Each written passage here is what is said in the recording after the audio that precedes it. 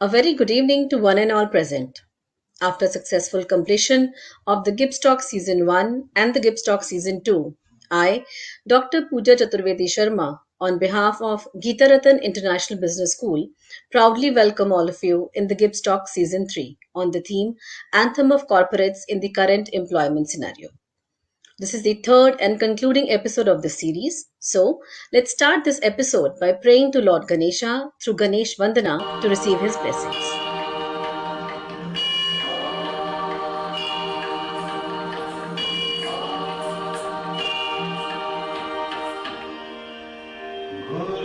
गुरुर्ब्रह्मा गुरुर्विष्णु गुरुर्देवो महेश्वरः गुरुः साक्षात् परब्रह्म तस्मै श्री गुरवे नमः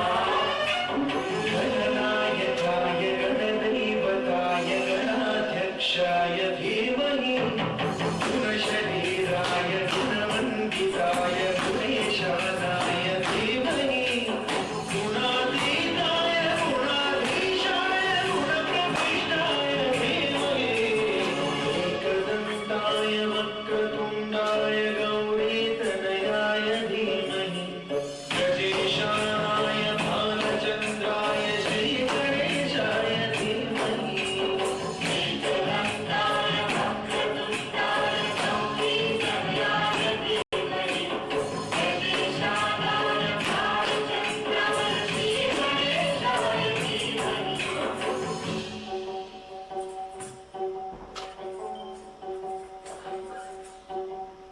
ग्रन्थगीताय ग्रन्थगेयाय ग्रन्थान्तरात्मने गीतलीनाय गीताश्रयाय गीतवाद्यपटवे गेयचरिताय गायकवराय गन्धर्वमूर्ते गायकाधीनविग्रहाय गङ्गाजलगणयपते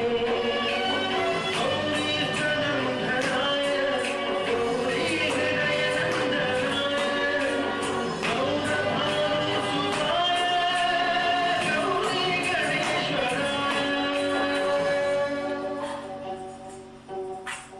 गौरीगणयाय गौरीप्रवणाय गौरभावाय धीमहि गोसहस्राय गोवर्धनाय गोपगोपाय धीमहि गुणातीताय गुणाधीशाय गुणप्रविष्टाय धीमहि एकदन्ताय वक्रतुण्डाय गौरीतनयाय धीमहि गजेशानाय भालचन्द्राय श्रीगणेशाय धीमहि एकदन्ताय वक्रतुण्डाय गौरीतनयाय धीमहि गजेशानाय भालचन्द्राय श्रीगणेशाय धीमहि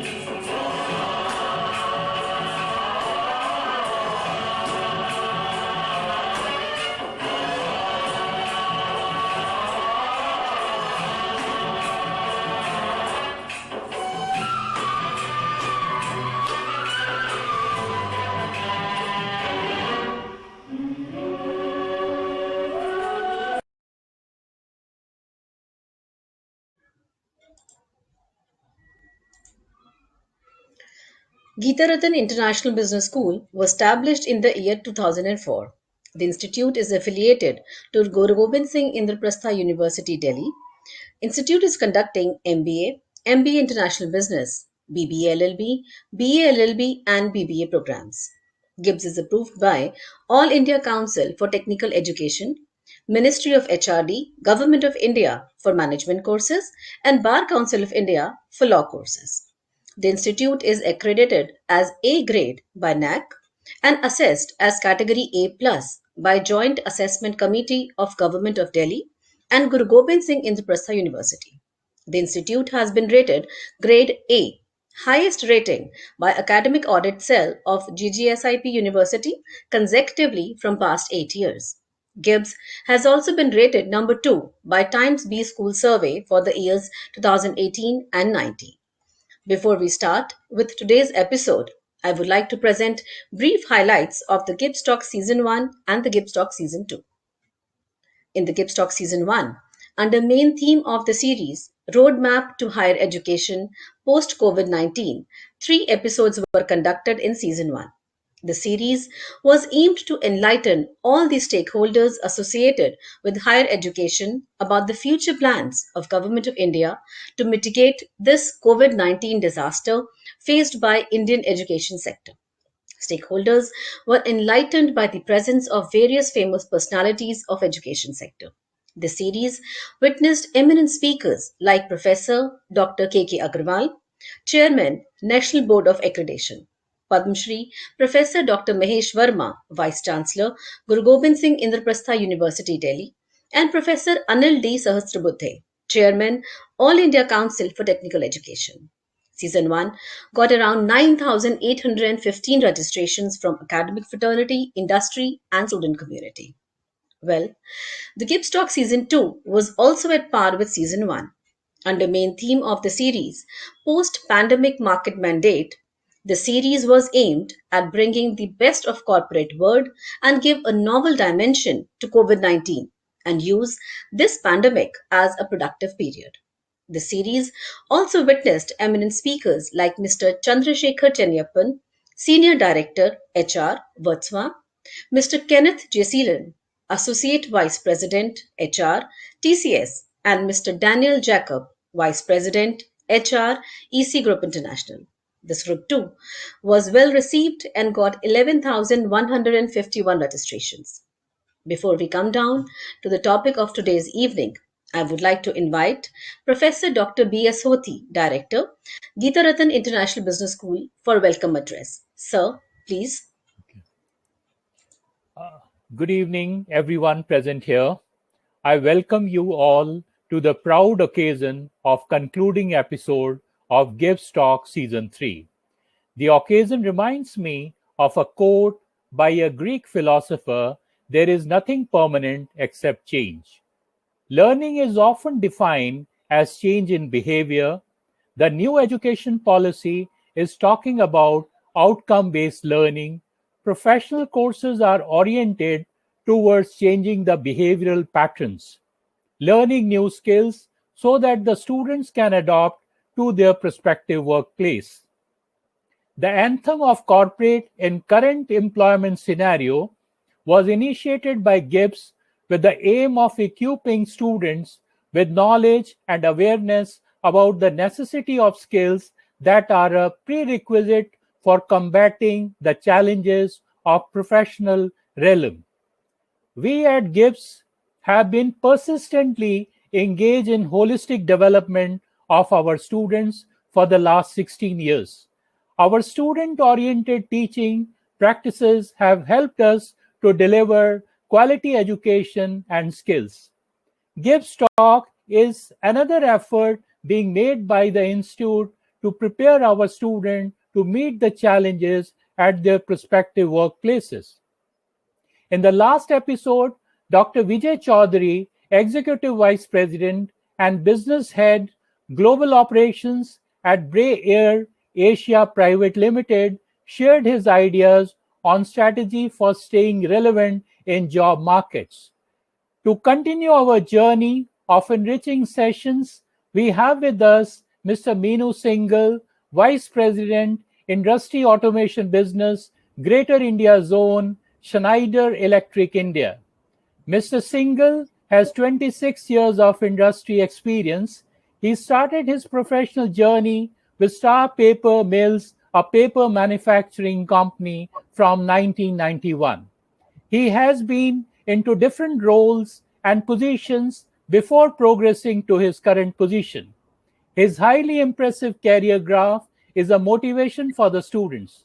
I welcome you, sir, to episode 3 of GIBS Talk Season 3. I once again Welcome, everyone. Thank you. Thank you very much, Professor Dr. Yeah. BSOT. Thank you, sir. It's a Thank pleasure you. to be part of Thank this you. forum. Thank you. It's a pleasure having you, sir. My pleasure. Thank you. So, and I really feel excited in terms of sharing the journey which we have gone through and the way the expectations of corporate now are changing from the new incumbents who are coming in and joining them. And Okay. specifically focusing, my subject will be on skilling and reskilling part. Thank you so much, sir. Thank you so much. So, yeah. Yeah. Thank you, sir. In the Web Talk series, after successful organization of the GIBS Talk Season 1 and the GIBS Talk Season 2, the Institute has routed to the GIBS Talk Season 3. The series is aimed to enlighten youth on current employment scenario and career advice for a changing world. In 3 episodes, leaders and top business professionals shared their views on various topics. Experts shared their recovering insights which are beneficial to youth as well as executives facing disruptions. Industry leaders carve up their opinion on the changing employment scenario, how to survive, and the solutions available. Just to recapitulate, topic for episode 1 was insights of the current employment scenario. And to enlighten us on this, we had Mr. Ashish Chandra, Chief Executive Officer and Managing Director, Bharti Airtel Sri Lanka. Mr. Chandra discussed about the relevance of work from home scenario and its practical applicability in the long run across industries.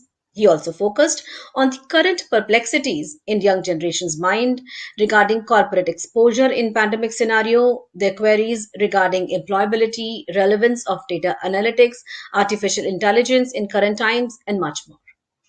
Topic for episode 2 was staying relevant for job markets. And to enlighten us on this, we had Dr. Vijay Chaudhary, Executive Vice President and Business Head, Global Operations at Bry Air Asia Private Limited. Dr. Chaudhary discussed that the way we have worked and we are currently working is constantly changing and evolving. He focused on the upskilling of workers and insisted on learning artificial intelligence, Internet of Things, and machine learning to stay relevant in the current times. He also discussed about training needs in various employment opportunities, mental and emotional balance in pandemic scenarios, and coping up with industrial demands. He also discussed about emerging sectors post pandemic and lot more. Topic for today's episode, that is episode 3, is upskilling and reskilling in current employment scenario, a youth's perspective. Skill development has an important role to play in the immediate effort to lessen the impact of COVID 19 while the pandemic is active, in building the resilience of workers and firms, and in preparing for recovery. We all know that businesses in current times are operative in a very volatile environment. Changing the technology landscape, competition from new industry segments, regulatory changes, and political events impact businesses in more than one way. These changes place their own unique demands not only on leadership but also on the entire workforce. These changes are not only impacting the way work is done, but also the worker and the actual content of the work. To stay relevant in these changing times, it is absolutely important for an organization and an employee to be constantly aware of how changes are impacting them. At a macro level, with only 46% of youth being employable in India, skilling becomes an important agenda across the industry spectrum. In times when technology is impacting the business models of companies, it is important that we put the concept of skilling, reskilling, and upskilling in the right perspective. So, to share some experiential learning based tips and insights related to the theme, we have with us Mr. Meenu Singhal, Vice President, Industry Business Schneider Electric India. Possessing over 26 years of rich industry experience, an electrical engineering graduate, followed by marketing management from Institute of Management Technology, Ghaziabad. Mr. Singhal started his professional journey with Star Paper Mills, a paper manufacturing company, in 1991. He joined Rockwell Automation in 1994 and spent around 23 years in various profiles and positions before progressing to his current position of Vice President, Industry Business with Schneider Electric India. Passion for drives and making energy clean and sustainable made him successful business manager for power control business with Rockwell for India, as well as for Southeast Asia until 2009 and 10, before he moved to create a different go-to-market model for distribution and system integrators for Rockwell India. Mr. Meenu Singhal possesses strong planning and execution skills. He managed successful end-to-end conversion of the same and made Rockwell India a role model for the rest of the world in implementing and managing this change. Once done and stabilized the market access model, he took over to stabilize the services business and led same successfully for a couple of years before moving to Schneider. We welcome you, sir, in this talk show. We're extremely privileged to have you in this episode of the GIBS Talk Season 3. Now, without taking much time, I would like to invite Mr. Meenu Singhal to please enlighten us with his words of wisdom. Sir, please. Thank you very much. It's a pleasure to be here, and thanks for a wonderful introduction which you have given. I would certainly like to take the discussion forward. And it's very important to stay relevant, as rightly said, and also as said by Dr. Bhoti, that behavioral patterns are very, very critical. And when you look at behavioral patterns, the ability of students to learn new skills, these are very important for us to be into the field and to be employable. Will you be sharing my presentation, which I've given to you? Yeah, perfectly fine. So in this particular event, what I have done is I have broken this into two different halves. One is I will be giving you a small background about understanding what I feel and my journey experiences have been, creating that into 7-8 slides, which are going to talk about the experiential learning, and then we will try to spend and invest more and more time in answering the question and concerns of the participants who are therein. So next 15 to 20 minutes, I will be talking about the presentation, and after that, we'll open it up for the forum for people to talk about. And the topic, as you rightly said, is skilling and reskilling. If you look at any organization, and right now I'm taking care of Schneider Electric's industrial automation business, which is we're number 3 in the country in terms of industrial automation, and it needs continuous investment in building the capability of our team, our people, to address ever-changing need of customers. Remember one thing, our customers' needs will always be changing. They are never going to be consistent. And to address the changing need, we need to upskill ourselves. And the faster we do it, better we are. This is where I have just drawn a simple chart, which is of attraction, which is basically the employee attraction, retention, selection, and onboarding practices. And if you see on the right-hand side on the onboarding, training and development is a very, very important process. Probably in the earlier talk series, we have understood regarding how and what is being done in terms of attracting people, in terms of getting them onboarded. But now my focus here today is to talk about how to train and develop them. What is more relevant to the industry, and what will make the employability index of people of today who are graduating out from premium institutes to be better, more relevant to employer, more relevant to customer, as well as to the society. So we look forward for ensuring that people who are coming out of the colleges, they are really beneficial to the society and to the customers. And what are those specific things which they need to do, right from the business needs to understanding the offer capability, understanding how to generate the portfolio of the job which you are doing, how to address what kind of interview processes are changing. Even the interview processes are changing. Look at the, I don't say post-COVID, we are still in the mid-COVID scenarios. And today, the recruitments are all digital. There are hardly people who are getting to meet physical, and understanding the capability, competency, skill set, behaviors on digital platform. These are also the skills which we people have to change, and ensuring that they are trained and developed in the right direction. Business which were primarily being done by meeting customers on day-to-day basis is now done with a digital connect. So this is about the scenarios which are changing. And what are the most important skills and competencies which we need today to address this? First and foremost is digital skill set. Whether we believe it or not, we say it is good or bad, but the pandemic for last 1.5 years now has actually accelerated the need of digital, whether it is e-commerce, whether it is digital learning, or the digital skills. We talk about Industry 4.0, IIoT, artificial intelligence, machine learning, everything. From the human life to machine life, from connecting people, machines, and data together to a greater extent. Today, data is the new oil. And generally, when we say data is the new oil, it's a raw material. Imagine the raw oil coming to refineries, and if you don't have refineries, it will not be converted to a usable output, which is petroleum or the subsets.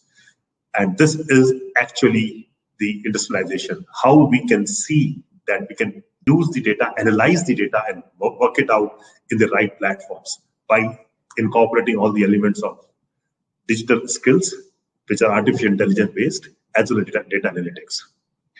This is data. But very important in today's world to stay relevant is data to disrupt.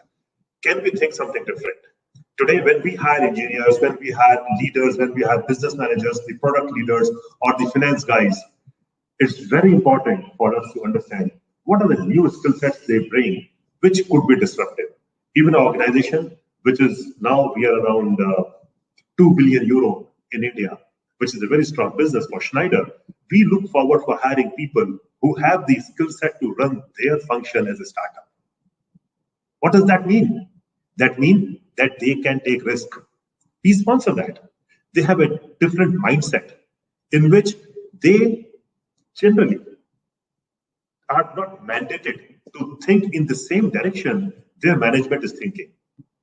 They have to actually diversify from their thought, from the management thought process, and bring in some disruptions, which will help the organization to look at changing the way they are working today. And this is very important skill set when we look at hiring people today in different functions. Third, very, very important function is leading with influence. Everyone today wants to be a people manager. How important is it to be people manager? Think about it. It's important to be a leader. To be a leader, we should be able to lead by direct influence or by direct authority, which generally when we are managers, we have the authority on our subordinates, which we are working with. But the most important skill set in today's world is leading with influence without authority. Multiple stakeholders, all organizations have a cross-functional connect, and the stakeholders which are lying into different functions, how collaboratively you can work with them, interface with them, and ensure that you are useful to the purpose, which is an organization purpose, not a function motto. So it is winning a war, and for winning the war, we have the battles. So leading with influence is very, very important skill, which we need in the people to be exhibited. And the fourth one, which I mentioned on the right-hand side, is certainly very, very important. Act like owner. Don't assume that you are going to get directed how to do, what to do, when to do. There's a task which is given to you, which we have accepted in the beginning of the year. Then we would like our leaders to actually look at themselves and their skills. Can I do it in a different way? How can I be more productive?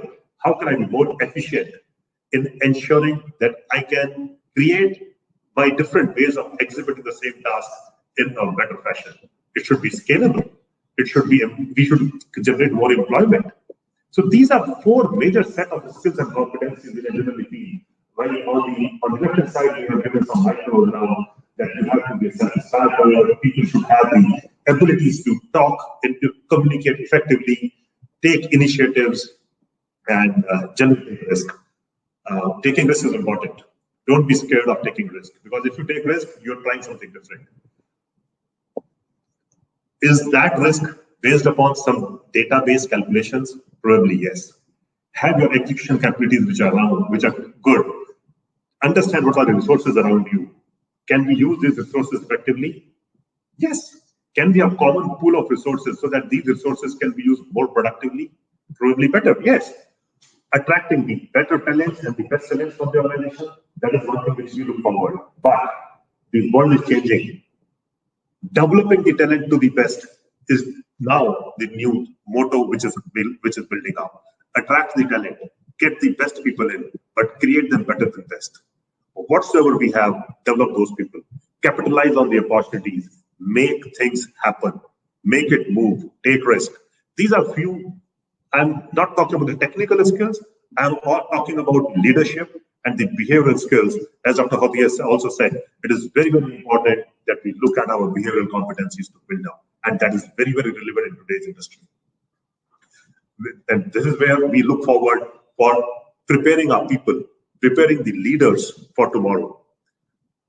Imagine when you are joining an organization and you progress with the organization, how much complexities you can handle. Can you handle multiple deadlines? Or you are a single task master? It is important in today's world to be multitasking. Multiple deadlines, multiple teams, multiple functions, which is always changing. And do you have trouble dealing with changes?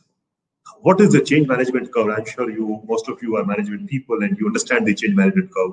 It's very, very important to reduce the time of the change management curve as shortened as possible. As we shorten the change management cycle, we are very productive towards the end of it. And that is where the return on investment of the changes which we are doing start paying off.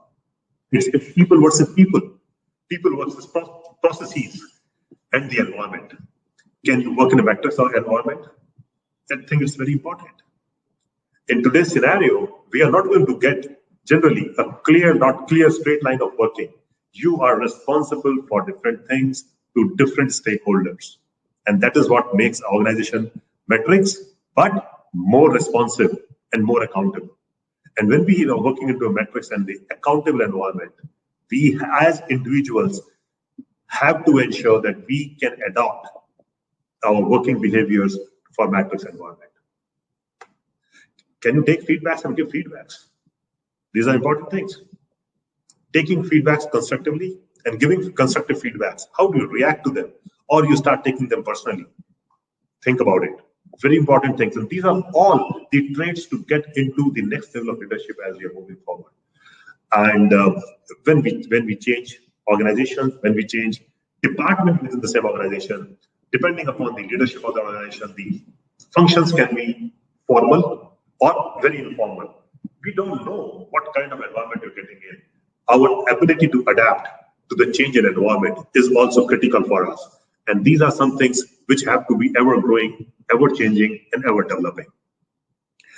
Here I have talked about something which is in terms of having the skill sets for good interviews.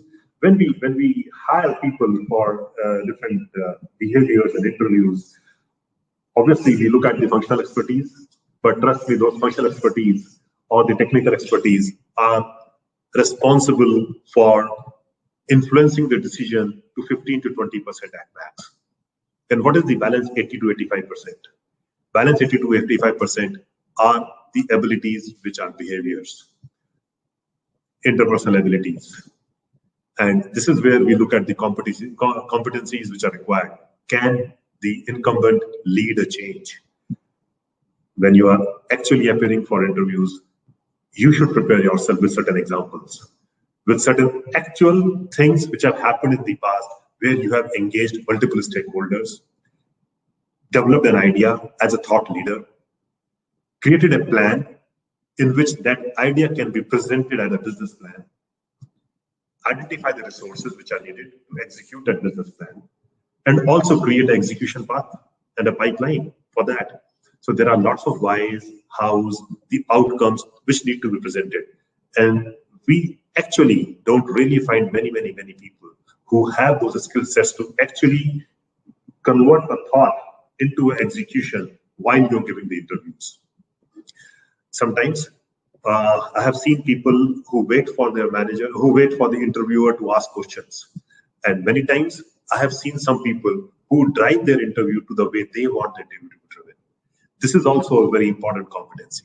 Can you drive your interview in the way you would like the questions to be asked by the interviewer? It's all in your hands. It's very simple. think about it, that how you should be responding to the first, second, and third questions of the interview, and then drive it the way mindset of the interviewer will get aligned to your mindset. And he start asking questions which are talking about the basic aspects which are important for this company and organization, which is like innovations, the difficult times, collaborative behaviors which you have seen, and then you can keep on making things forward. Very important. We need to understand the what and how part of it. Any organization is going to invest when we are looking at the right and in the top 3 boxes out of the 9 boxes. We call it a 9-box matrix. Box 6, 8, and 9, where we see top talent. The investment is only there. But if you are on the bottom side, performance or fitment issue, trust me, if not in 1 year, then in 2 years, these people who fall into the line which is below are out. Why? There are people who have very high performance. You have great performance, but the competencies are bad. Leadership issues. This is where we need to work. So it is not necessary that a high performer is a high potential candidate. It often happens that the performance is an outcome of competencies, but it is also a strong possibility that people are able to give strong performance because of the environment, because of the team, because of the multiple things which are happening, but their own set of leadership capabilities and the potential to grow further is lower. And that is where they fall into the low potential areas. And if you are in low potential, in spite of being high performance, the chances of getting promoted or even staying there where you are under a question mark if you are into the yellow boxes again and again.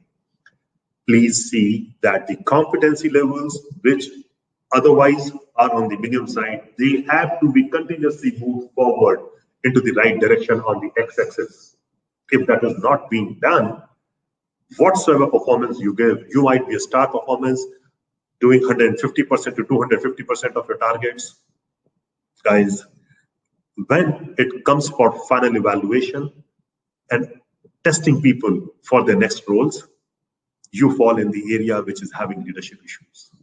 So we would like to avoid more and more of our students, of our new people coming in to fall into leadership issues. So what should they be doing so that they are not falling into a part of the leadership issues? You should know what a corporate is looking forward for. And the corporate looks forward certainly for knowledge, skills, important thing.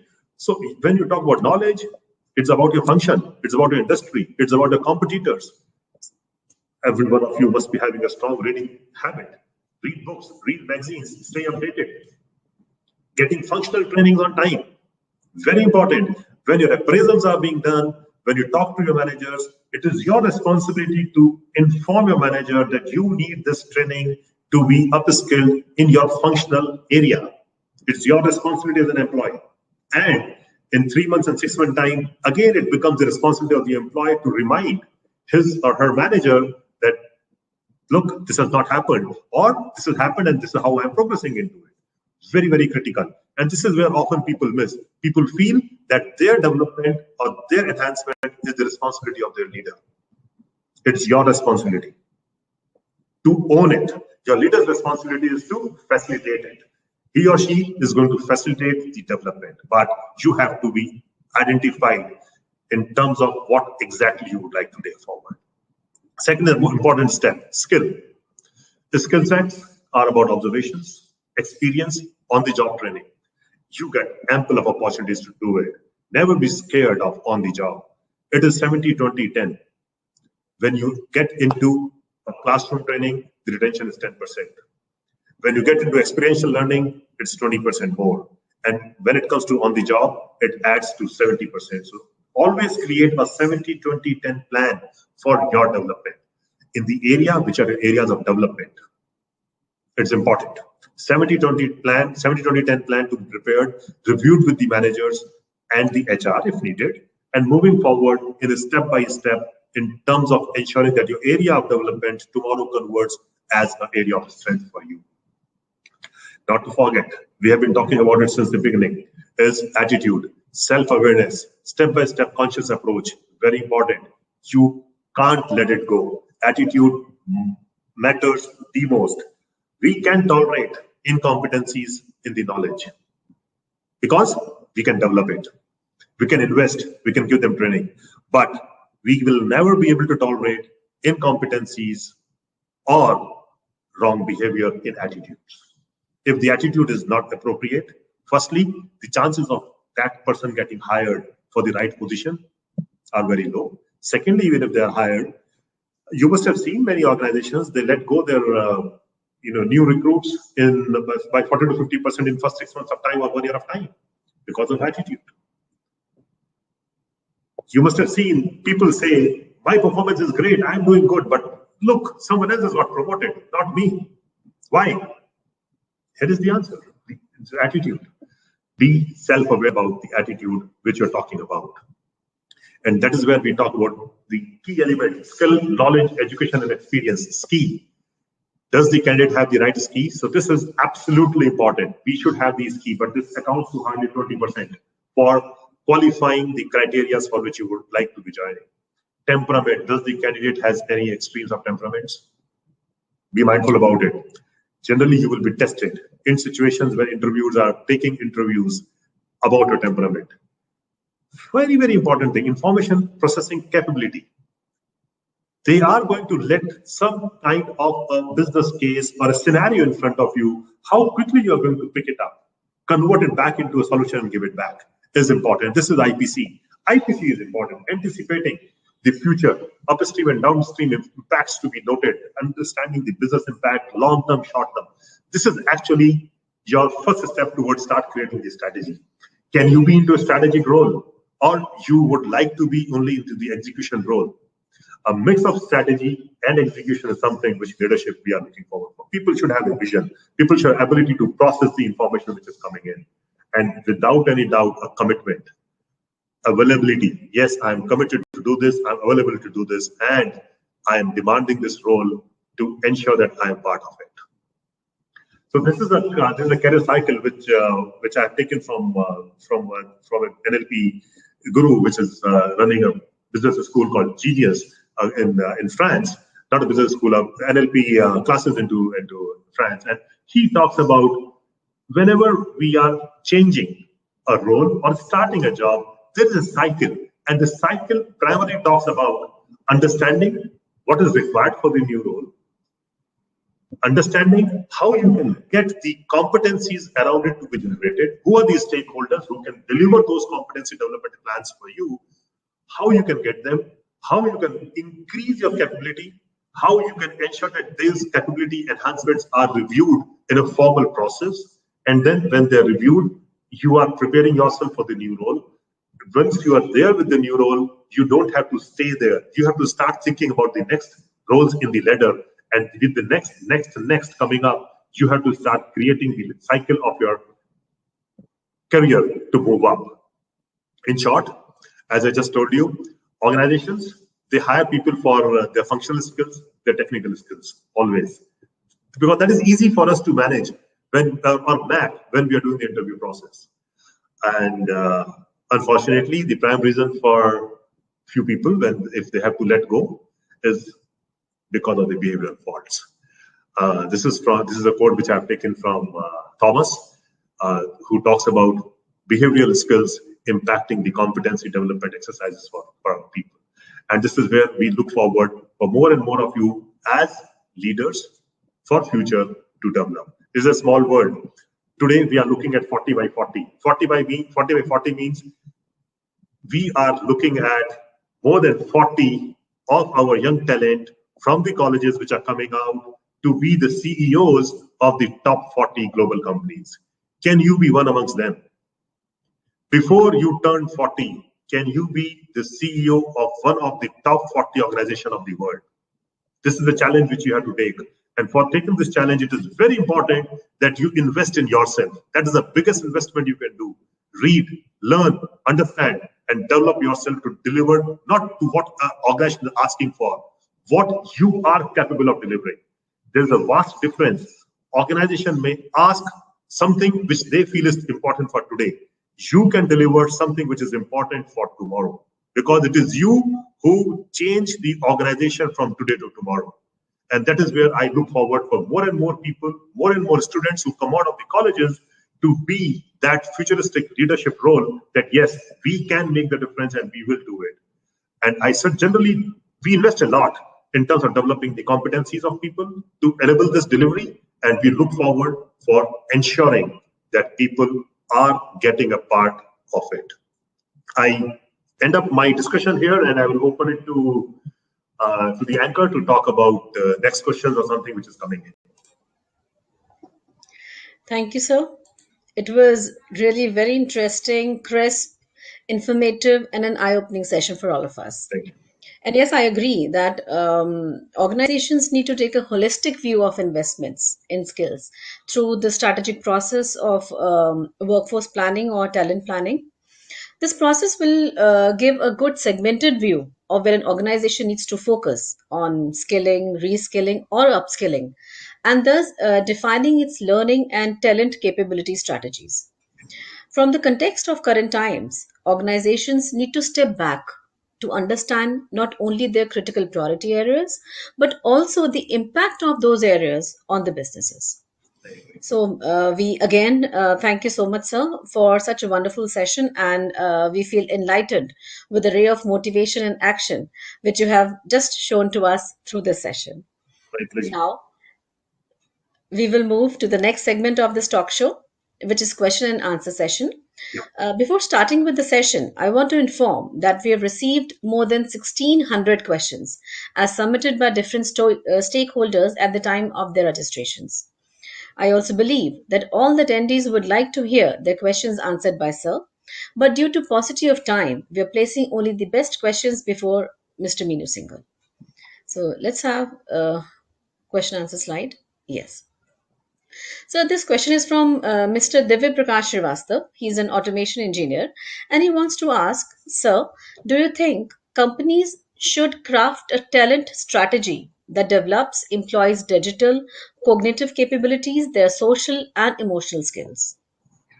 The answer to this is it is a very strong yes. We have to, and actually industries have started investing into it. The answer is a very clear yes, that yes, companies should craft a talent strategy if they're not having it. But when I look back to most of the companies which I know and the larger organizations which I'm talking about, they have actually devised very strong talent strategy of learning, which is digital learning, learning through digital, as well as also learning with the digital ways. Divya is a automation engineer, so it's all about IoTs, eco structures, and the smart plants, smart manufacturing processes. So these kind of learning processes have been already started. And now, in today's time, it's also important that the social and emotional skills are also developed. So I have seen bigger organizations, but even ours, they are investing a lot in understanding the need for social and emotional connect, as well as giving them a lot of space to develop these. So yes, the answer is yes, companies should have it, and they have started understanding this and investing into this. And I think so. It is across the industries. It's not something which is specific to a certain kind of industry where these kind of needs are required. It is Absolutely. required in every whatever you do, whether it's your business or a job. Everywhere you need to know how to talk to people, how to understand their emotions, and how to deal with them. Yeah. Yeah, absolutely right. So in today's world, when you talk about digital skill set, every as a customer or a stakeholder, everyone is looking for the digital abilities in the today's discussion. There is no discussion which ends without what is new in this, and that new they are looking for a digital investment.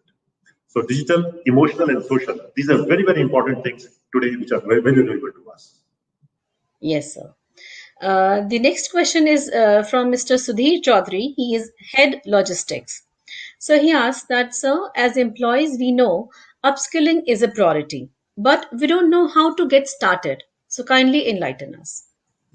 Yeah, it's Somebody who is stuck daily in the working of a 9 to 5 job, then definitely, this is the kind of question they'll be asking. So what we have, what we are now looking at, the way organizations are changing, they are making upskilling as a priority within their own curriculum.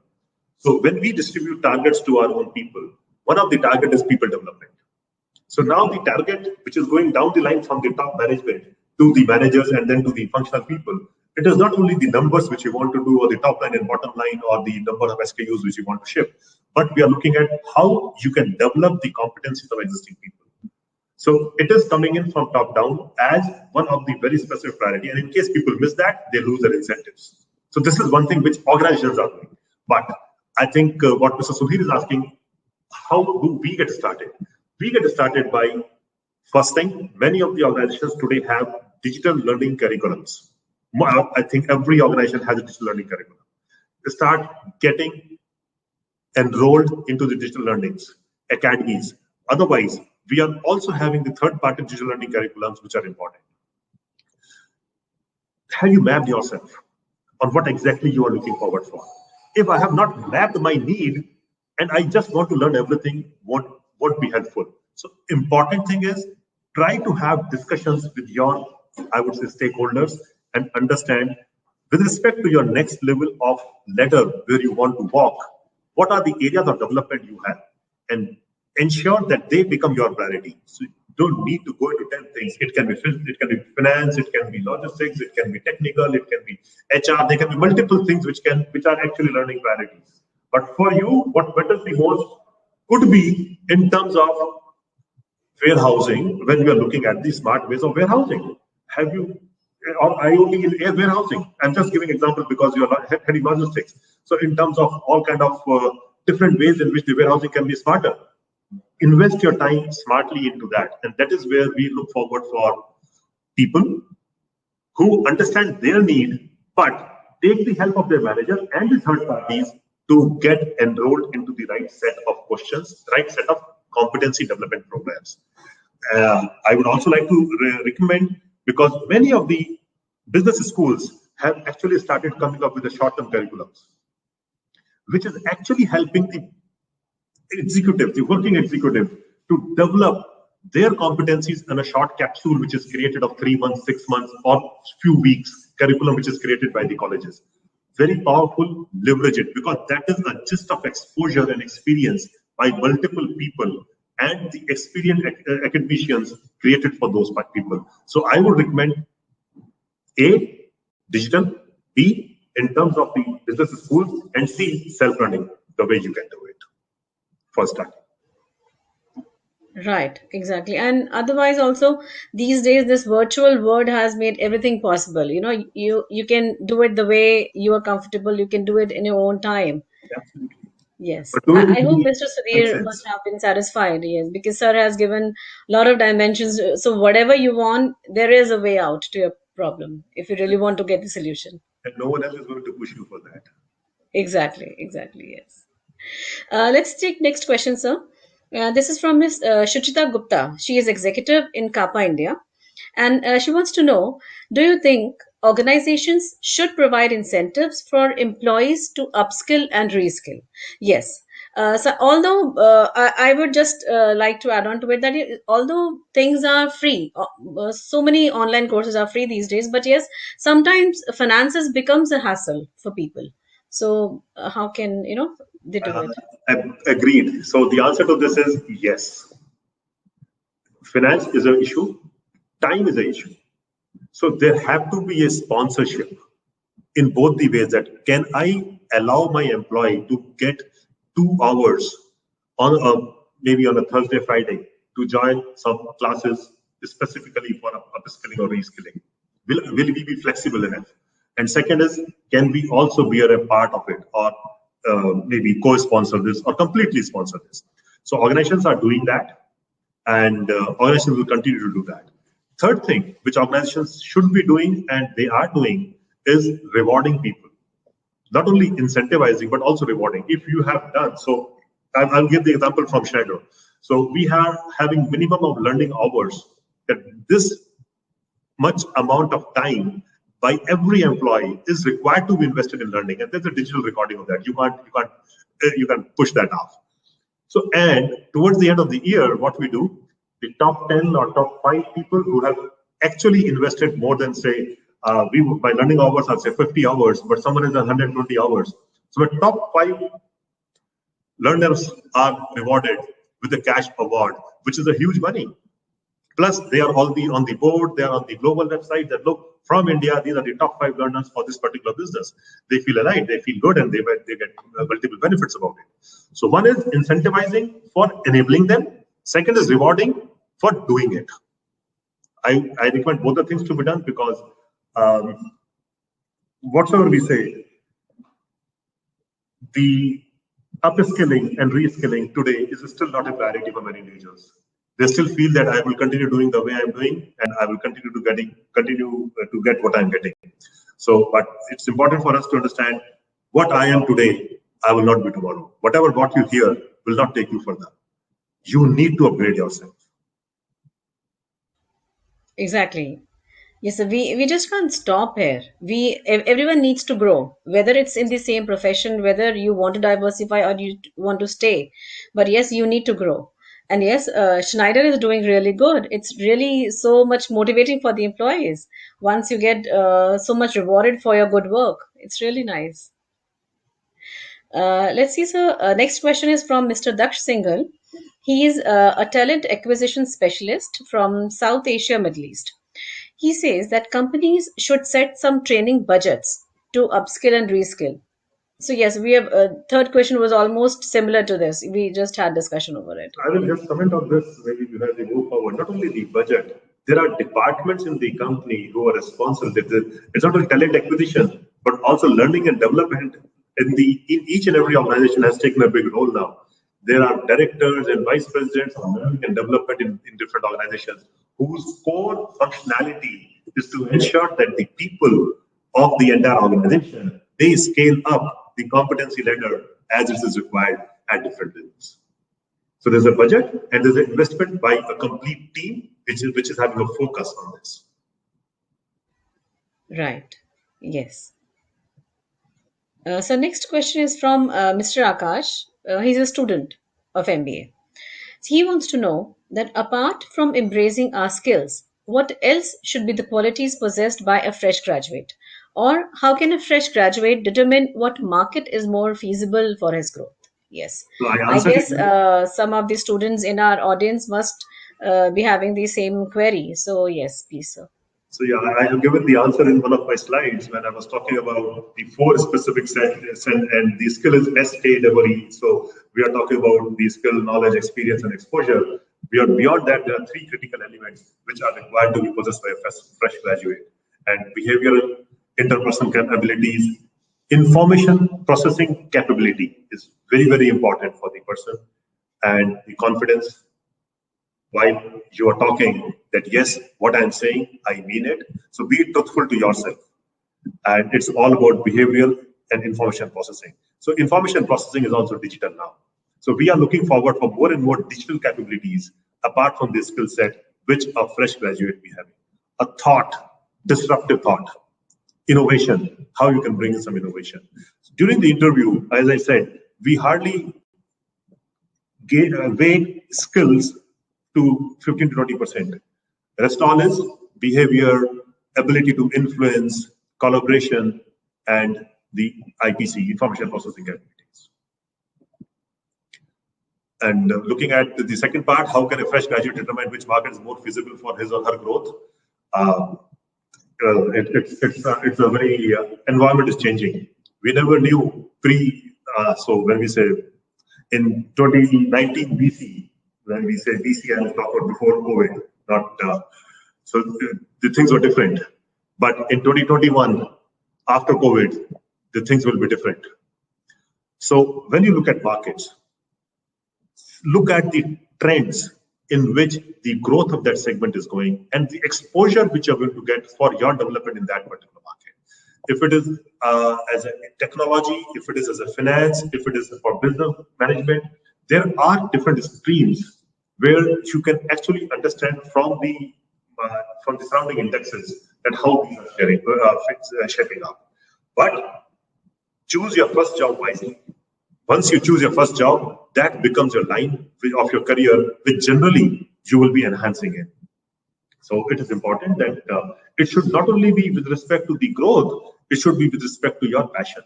Do you have an interest into it? Can you add some value to that particular stream which you are choosing as a line of your career? as you grow. So if we are able to do that, nothing like it. If profession and passion can meet, whatever.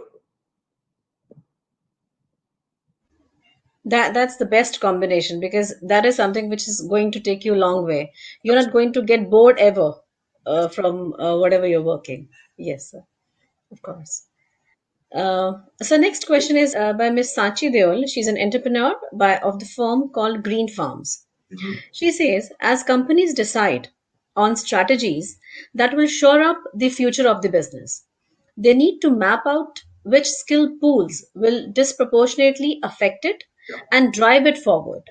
So kindly give your views. Yeah, so we are absolutely right, because the things are changing, and disproportion is the key factor here. They're not changing in the proportion which we can estimate. Sometimes it's a hockey stick behavior, and sometimes it is a very linear stuff. So we are identifying, and we have, that is where I said that don't assume that what your organization is looking for, you should be delivering that. Go into an organization where what you are able to deliver can be accepted. So, and that is a complete disproportional stuff. Ability of people to take risks. We have started appreciating more and more people who can take more risk, who can think disruptive, who can be more innovative. And there are funds which we have allocated now, our type of organizations, which are into strategic investments. And we're ready to lose them.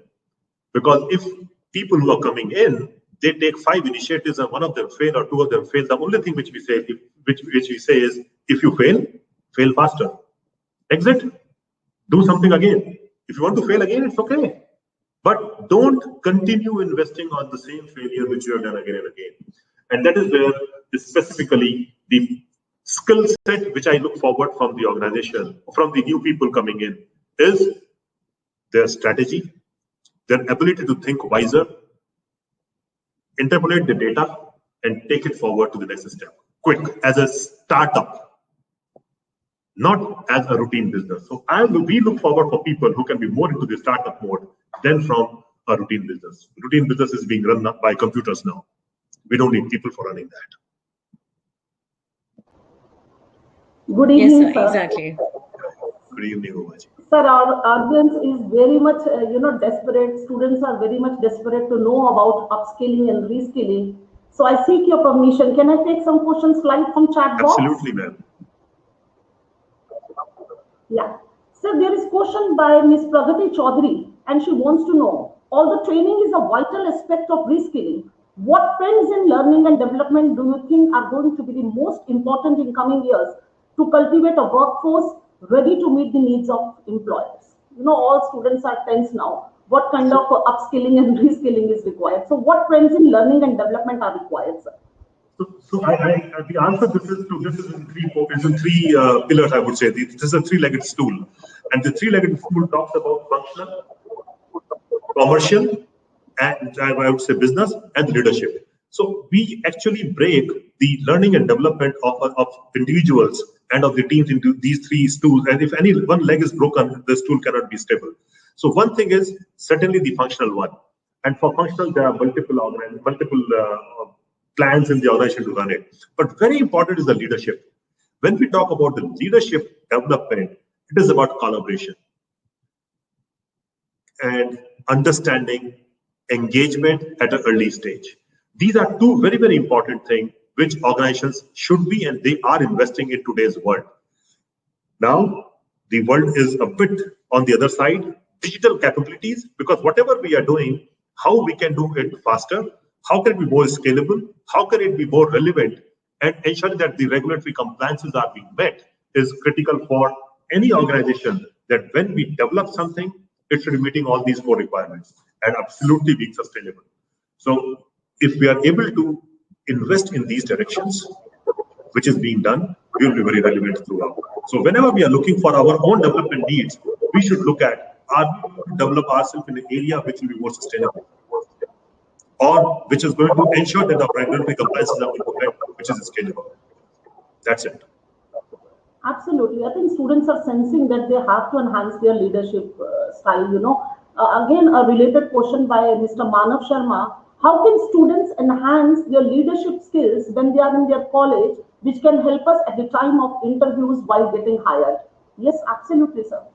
College is the best place to be a leader, because you give forums for people, for students to do projects, to do seminars, to speak up, and there is no loss in terms of the risk which they are taking. So if you can proactively engage in the projects of your colleges, that is number one thing. Proactively engaged in your college projects. Choose the topics of your projects which are very different. Don't try to see what someone else has done. I just want to enhance it. Try to see what no one has done. So these are two things. If you start doing it in the college, I'm telling you, I've seen people developing as leaders from colleges and being recommended by colleges when we go to college for recruitment, that these guys, they have run these projects successfully, or they have been the leaders in the college. And I know when you're smiling, you are seeing some people who do that and many people who don't do that. Absolutely, sir. Then I think hats off to Geeta Ratan, because we really believe in holistic development of students, and really we are working on their personality enhancement. Yes, sir. Now I'll take question of Dr. Gaurav Jindal. It's very interesting question. He's saying upskilling is all right, but why this reskilling is important? Because the type of skilling which was there earlier and now what is required is changing. Look at the way banking requirements have changed. Everything from paper has gone to computers. A 55-year-old guy has to work on a computer. It's completely reskilling. It is not upskilling. Not only there, but you move from there to an industry. An operator who was running a boiler from using some kind of push buttons and other thing has to work on a touch screen panel. If he doesn't do that, boiler is going to blast, people are going to die, and the process machineries are going to get impacted. Reskilling is very, very important, because as experience, people possess a lot of knowledge, which is because of their 25 or 30 years of experience which is there in them. We cannot let them go. We need to maintain that understanding of their experience and convert it into futuristic platform. So it's a combination of the experience of 25, 30 years and the need of our today's time, where we need to upskill these people rather than letting them go. So we need to really reskill those guys who come up with a strong experience. They are the backbone of the organization. Trust me, they know the process better than anyone else. But the way the process is to be implemented, they need to reskill. Simple. No, absolutely. We have to keep at pace with the time and the environment which is changing. Sir, one last question by Ms. Disha Sharma. Sir, would you look in a person to make him her a part of your organization? Can I get the question again? Can I get the question again? Yeah, the question is, what do you look in a person to make him or her a part of your organization? 4 things which I have talked about in one of my slides, which is 20% is skill set, behaviors, information processing capability. I am repeating that again and again. Information processing capability. Trust me, when I look forward for a person from a management institute, the most important thing which I look forward for is how effectively he or she can process the information, gather the sense from surroundings, observe, and then convert it into output. It's very important. And third one is ethics and confidence. Confidence will come when you're more ethical. So we generally test a person in these 3 things and figure it out, and then they're a part of any bigger organization. So students can gear up in these skills. Thank you so much, sir. Over to you, Dr. Pooja.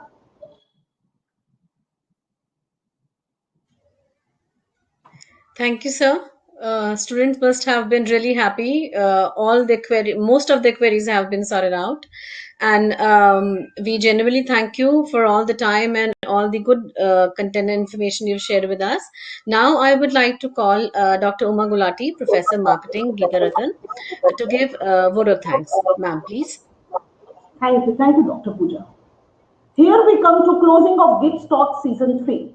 We traveled brilliantly with Mr. Ashish Chandra, Chief Executive Officer and Managing Director, Bharti Airtel Sri Lanka.